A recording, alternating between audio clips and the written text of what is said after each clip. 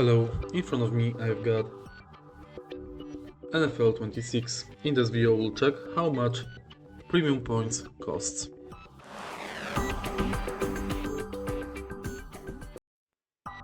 To finish microtransaction in this game, to buy cards or to buy gear, you have to spend premium coins. In order to do it, you have to go to Team Pass and go to Premium Pass.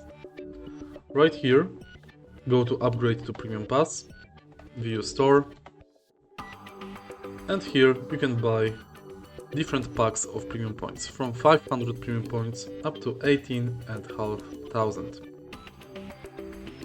As you can see, the price vary on each tier.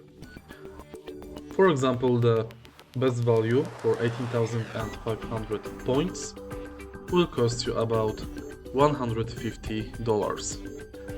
500 points costs you about $5. If you find this video helpful, please leave like, comment and subscribe.